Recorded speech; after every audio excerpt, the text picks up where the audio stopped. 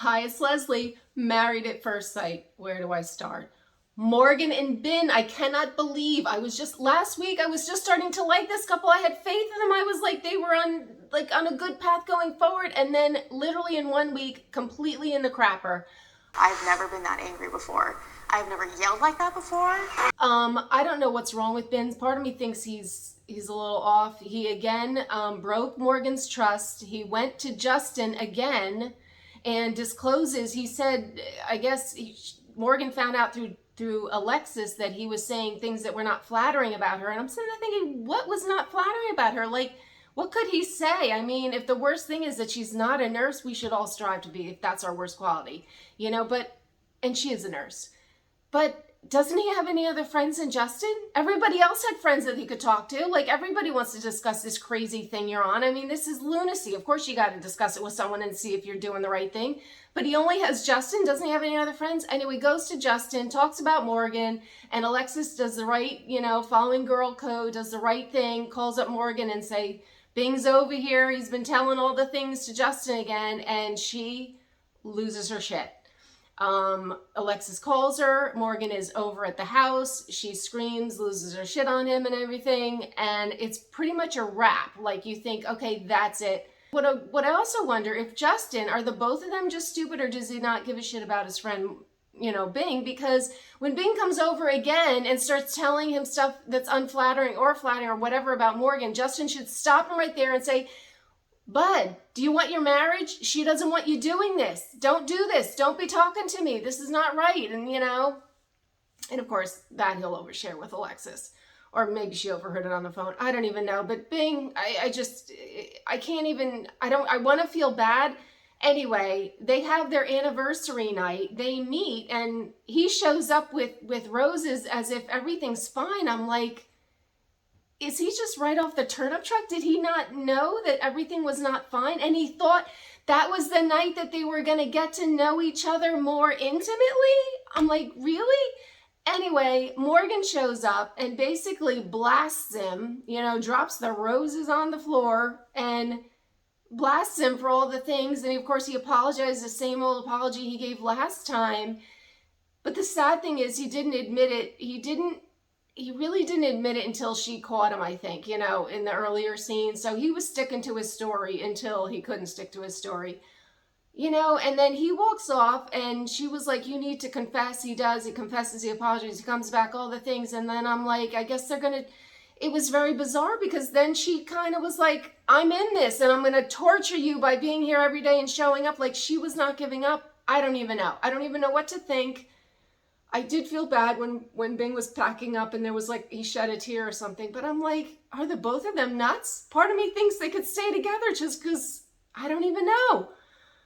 Anyway, it was just a lot. And Bing saying, I just can't win. I'm like, yeah, you can win, bud. Just keep your mouth shut.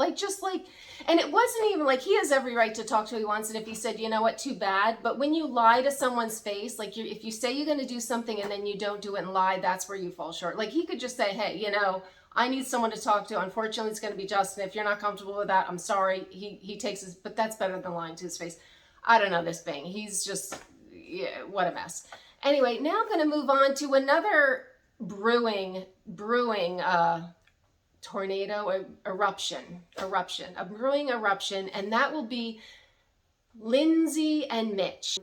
And now she's like just holding it in, showing the best parts of her to Mitch, killing herself to make this work, and that's all wonderful. Like, he got her going from the beginning and basically made her saying that he wasn't attracted to her in the beginning. So he put her on the path of like, you better work, girl, because you're already behind.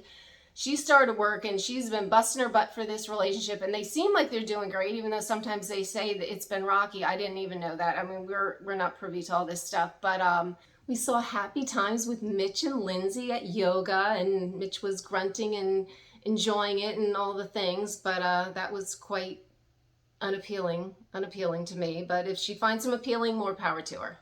At the little get-together at the end, Lindsay lets go a mouthful, basically says she's going to blow.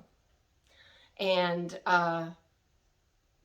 Mitch followed it up with, he seems to really care about her, wants her to be her, but I guess she's had enough of playing nice girl and putting in all the work, and is like, I'm gonna let the cards fall where they will, and if you hit the road, then so be it, and that will be that.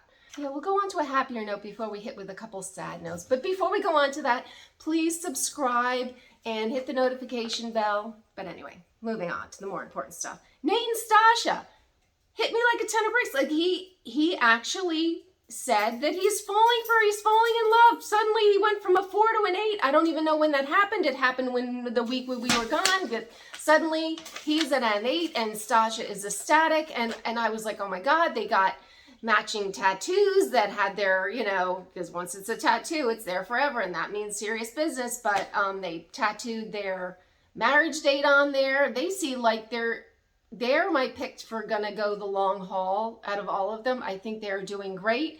He even went, signed the prenup, and she is like hardcore. If I put in 90, he put in 10. I mean, there is no, when it comes to money, there's no time to be like mincing words. It's like money is money, and I want my 90% back out. Like, it's just funny that money makes people just like, you know, there's no throwing him a dime or whatever. And he sounded like he made a good living too. But anyway, he's doing all the things, Nate. They are on a good path. I'm sure the consummation is right around the corner. In fact, it probably, I would think it would have happened, but I can't believe that we weren't in on that and the cameras would be rolling and we would see that situation to some extent. But they're doing great. They're doing great. Now on to the more sadder people. Justin and Alexis. You know, Alexis is, as she says, she's on the bubble. She is on that, it's the place you don't want to be in, a married at first sight situation, because doomsday is coming and they're halfway in, they're 4 weeks into this thing. It's coming in 4 weeks and she is on the bubble. He is getting in his head. He is like, he hits me as a guy who has not had a lot of relationships, because he is starting to crumble. He is definitely came in all like pleasing her, yesing her, doing all the things, was just like, oh my God, I have this beautiful girl that's seems like she's into me, and I, you know, and then it's falling apart.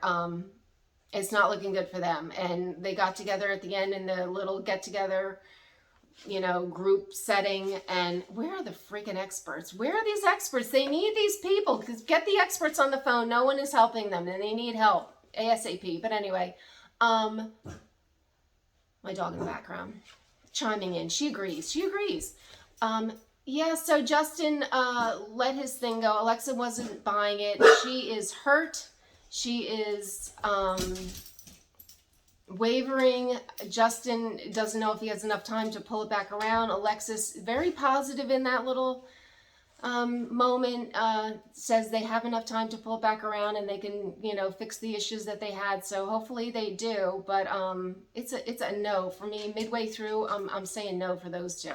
But Alexis and Justin were cute, making their little scrapbook together, looking back on happier times 2 weeks ago when Justin said he loved her. Or maybe that was 3 weeks ago. I don't know when that hit, but you know, a lot can happen in a month, guys. You know, it is a month. It is a month. But anyway, on to another couple, which is a little more perplexing to me. And this is Lindy and Miguel. And they seem very happy, but something... Lindy is all in and she's just like, you know, everything's like happy, and I just feel like a storm is a brewing. I feel like Miguel is just biding his time. I do not know if he's really in this for real. I think he's like, I'm here, I'm enjoying, you know, the sex and all the things, but my guess on them, I guess I should give my picks. Please comment below your picks. We're a month into this crazy mess. I feel like Miguel is a no and Lindy is going to be just devastated. So I think I hit everyone. If you like my recap, please subscribe and hit the notification bell. But I figure I should give my little picks for we're a month into this nonsense. And I'm going to give a big yes to Nate and Stasha. And they are the one I think that's going to go the distance. They're going to say yes, and then they're going to keep going even after the cameras stop rolling. Kristen and Mitch, I'm going to say is a no. I feel the paper cup and the environment and all the things and his neurotic behavior is going to be a big old no. Kristen's going to run for the hills and he's actually going to be devastated. Just like my friend said in the beginning, that the environment would take them down and Mitch would be kicking himself because she was the best girl he could have ever had. Justin and Alexis, I'm giving a big fat no. Miguel and Lindy, I am also giving a no because I don't know. I just think something's brewing and Lindy is going to be brokenhearted.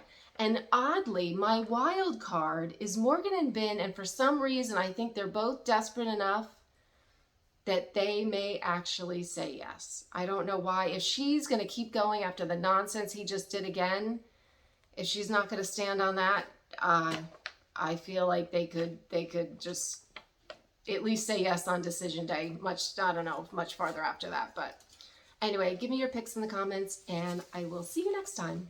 Bye.